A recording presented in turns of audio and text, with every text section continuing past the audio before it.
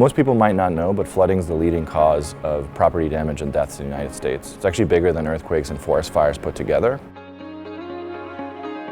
American businesses are expected to lose $50 billion in output in 2022 alone due to flooding.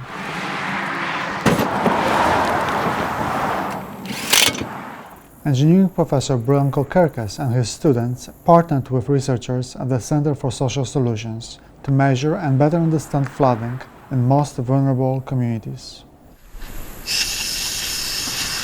We can see more broadly, not just locally but across the U.S., is that some communities can bounce back from floods fairly quickly. It's primarily affluent communities, and some communities have a really hard time coming back from these kind of events. I didn't know the water was rising until the fire department came in a boat to rescue me out of my trailer.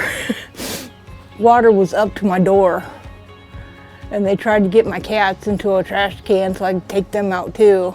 The idea that there's inequity in flooding is a large motivator for the kind of work that we do.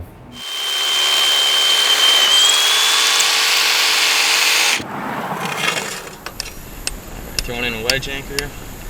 When looking at the larger state of flooding in the United States, there's just a lack of cohesive data that gives you the big picture. So you need to know where people live, what the various demographics are, what various income levels are, in order to understand how flooding impacts people. And then at the same time, you need data to understand where flooding is. Branko Kerkes' students install water sensors and collect river and stream data across the southeast Michigan and beyond. Our lab focuses on building technologies for water. In this particular case, what we're doing is we're building sensing technologies that can be readily deployed throughout watersheds and cities. These are basically cost-effective devices that measure water level. And you put these throughout a watershed, and all of a sudden you get a big situational awareness of not just what happened, but what's happening in real time. Researchers from the Center for Social Solutions take that data and analyze them against the maps of socioeconomic inequalities in the region.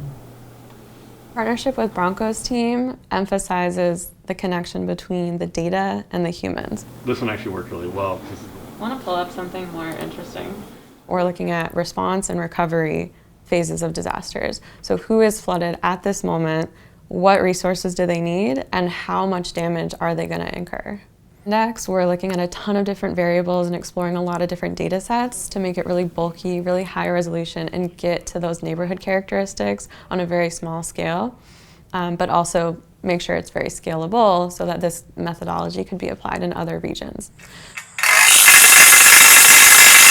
Rather than just us as engineers focusing on flooding and saying, hey, we have interesting solutions, we actually can work with somebody who understands how the community functions, what their priorities are, so that the solutions that we build actually make sense. When you are able to evaluate on a very small scale, so a neighborhood scale, how vulnerable or how resilient households are, you can make sure that equity is built into those policies, not just equality.